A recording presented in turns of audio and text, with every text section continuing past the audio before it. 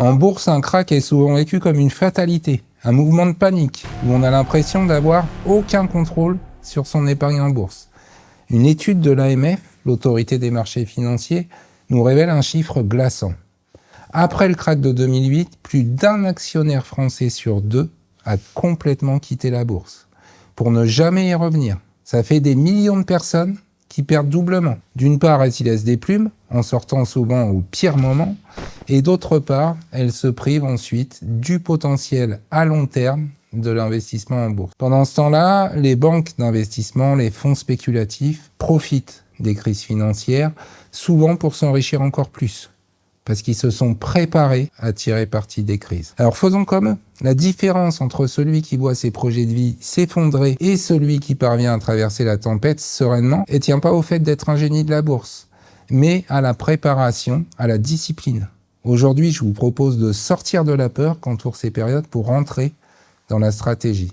On va construire un plan en 6 règles pour protéger votre épargne et aborder le prochain krach avec la sérénité de ceux qui savent exactement quoi faire.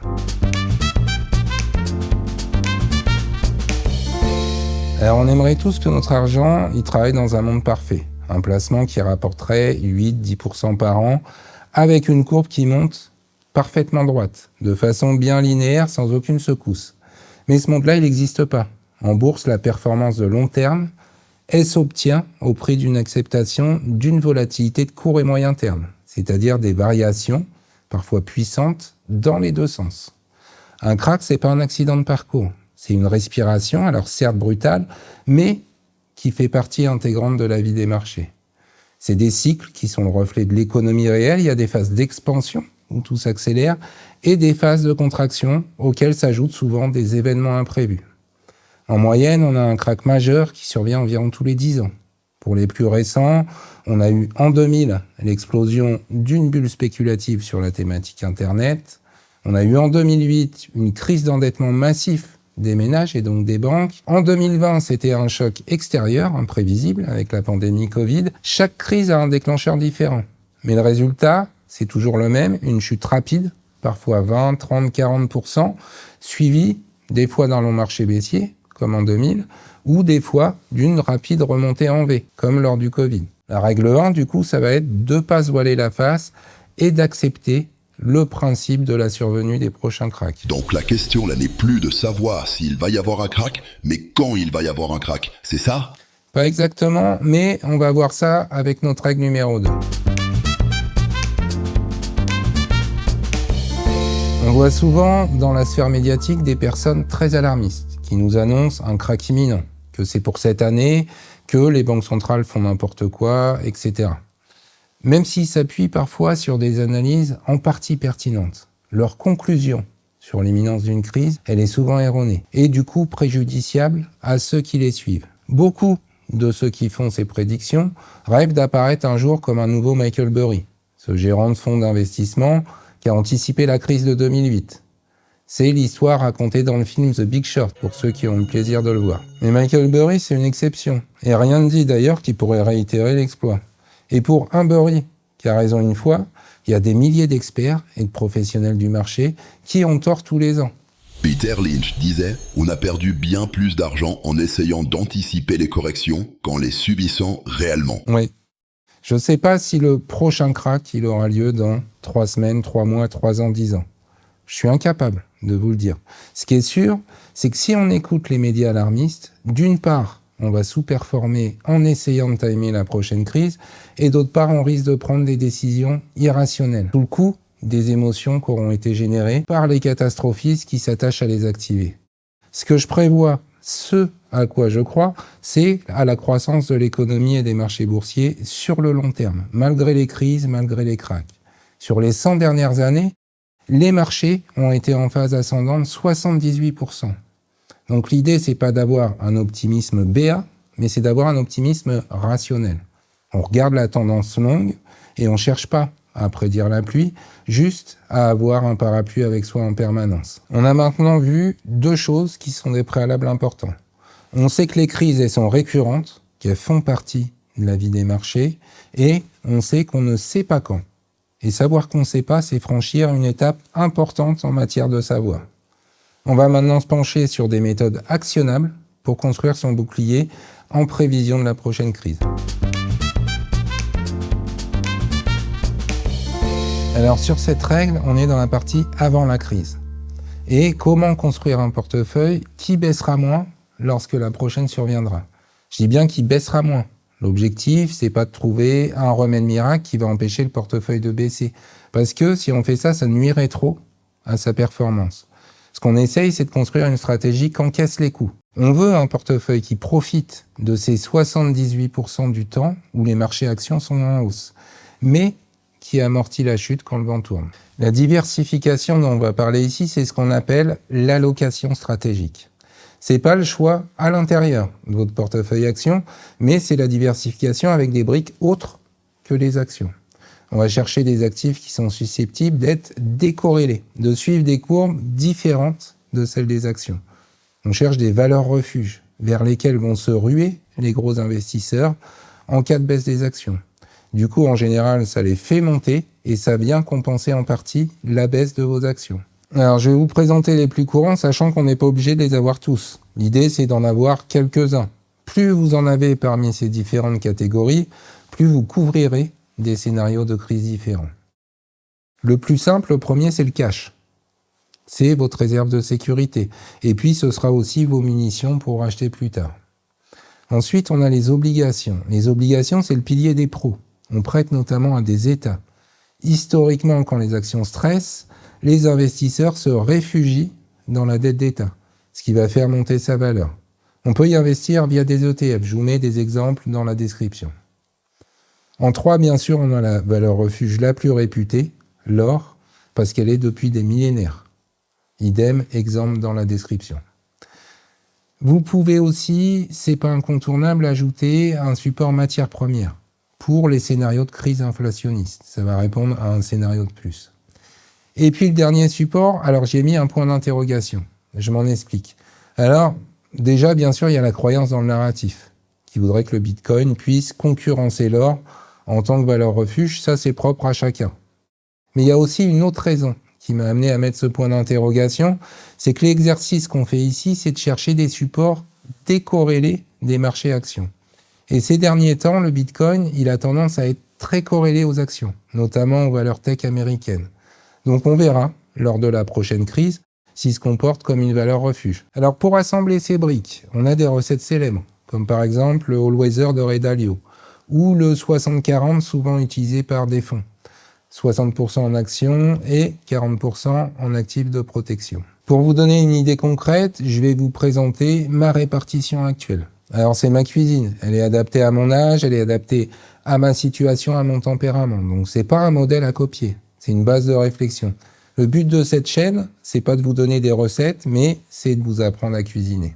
Donc pour mon exemple personnel, j'ai 60% en actions, un peu plus de 20% en obligations d'État, et notamment d'État japonais, parce qu'en plus, la devise, le yen, est susceptible d'avoir une corrélation inverse aux actions. J'ai aussi 6% en Bitcoin et le reste en cash. Ce mélange, je le construis maintenant dans le calme, pour éviter de prendre des décisions sous le coup de l'émotion quand les marchés virent au rouge. On a maintenant défini notre allocation idéale et construit notre bouclier. C'est le plus gros du boulot. Il nous reste néanmoins une étape capitale pour que cette stratégie prenne tout son sens. On l'appelle le rééquilibrage. Parce que le marché, il n'est jamais immobile. Sans action de notre part, nos curseurs, ils vont dériver. Alors on reprend mon exemple. Donc pour 100 €, j'ai 60 en actions et 40 en valeur refuge. Imaginons que les actions traversent une période euphorique et montent de 25% cette année. Eh bien, ma part d'action, elle représentera plus 60%, mais elle sera montée. Alors, si on suppose, pour l'exemple, que les autres actifs n'ont pas bougé, elle sera passée à 65% de mon patrimoine alloué à l'épargne. Donc trop, puisque ma cible, c'est toujours 60. Je vais donc devoir vendre un peu de la part action pour racheter des valeurs refuges et revenir à la répartition initiale. C'est ça, le rééquilibrage. C'est l'action de ramener les curseurs à leur position d'origine. Et c'est là que la magie opère. Si les actions ont trop monté eh ben vous en vendez un peu et vous encaissez des gains. Et avec cet argent, vous rachetez les actifs qui ont moins bien performé, comme par exemple vos obligations. Et pendant un crack, c'est l'inverse. Si vos actions chutent à 45% de votre portefeuille, eh ben vous utilisez vos obligations et votre cash qui ont résisté pour racheter des actions massivement, alors qu'elles sont bradées. Et c'est cette discipline mécanique qui vous permet de ne pas agir sous le coup de l'émotion. Contrairement aux millions d'investisseurs qui ont tout coupé en 2008, vous avez un plan. Alors pour définir quand faire vos rééquilibrages, je vous propose 2 méthodes. La première, c'est la méthode calendaire. 1 ou 2 fois par an, à date fixe, vous faites le point. La deuxième, c'est la méthode par seuil. Si vous avez un actif qui s'éloigne plus de 5% de sa cible, vous intervenez. Par exemple, si mes bitcoins explosent et passent de 6 à 12% de mon portefeuille, je ne reste pas passif. Je vends l'excédent pour renforcer mes autres actifs. C'est la seule façon de sécuriser ses gains et de rester fidèle à son plan sans état d'âme. Dernier élément par rapport à vos rééquilibrages. Si vous êtes en phase d'épargne, privilégiez le rééquilibrage par vos apports. Si un mois vous épargnez 300 € et qu'un de vos actifs a baissé, utilisez simplement cette épargne fraîche pour renforcer cet actif. C'est la méthode intelligente parce qu'elle vous évite des frais de vente, elle vous évite de payer des impôts sur vos gains et elle remet tranquillement vos curseurs à niveau.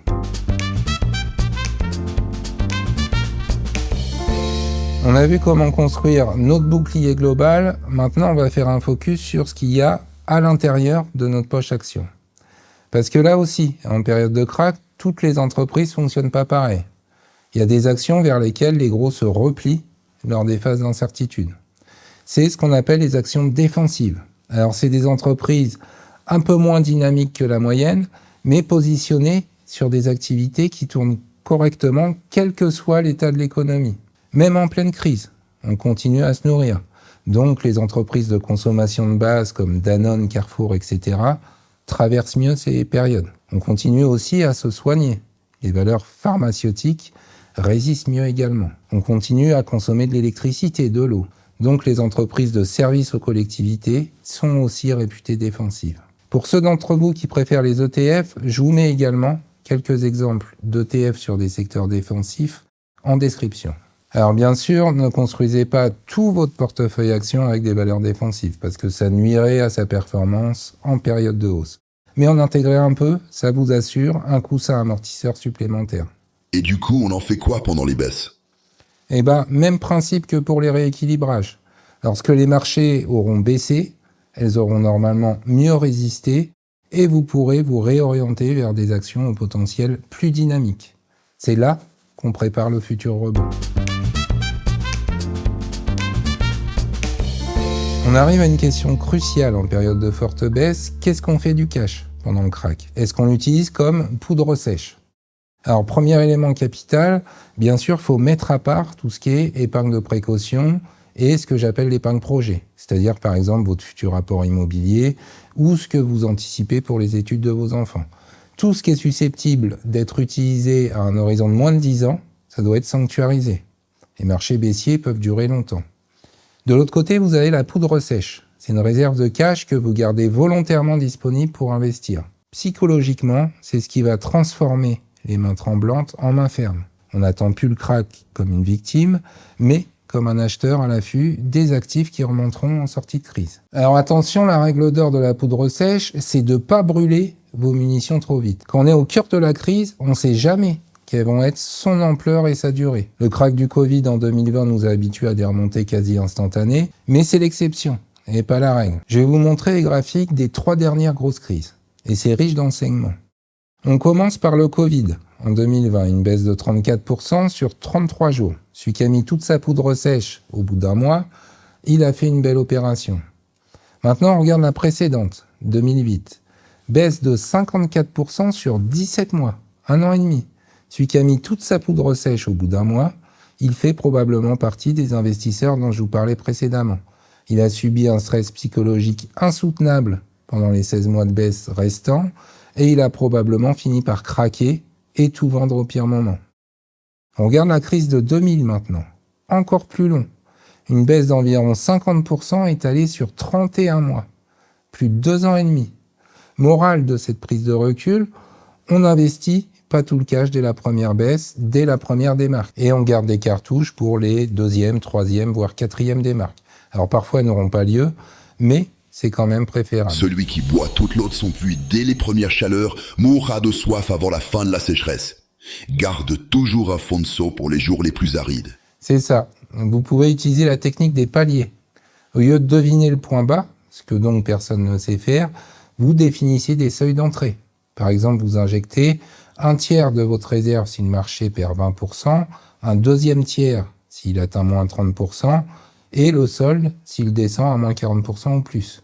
En procédant ainsi, peu importe que le crack dure 3 semaines ou 3 ans, on lisse notre prix d'achat et on s'assure d'être encore présent si le marché continue de baisser. Et surtout, c'est avec ce type de méthode qu'on agit sans se laisser dominer par ses émotions. On a un plan de bataille, on y réfléchit maintenant, pas au cœur de la crise, et c'est capital pour durer et éviter de faire trop d'erreurs. Je vous remercie d'avoir partagé ce moment avec moi. On est maintenant armé pour faire face à la prochaine crise, qu'on espère quand même la plus lointaine possible. Je vous souhaite de belles aventures en bourse. À bientôt. Bye.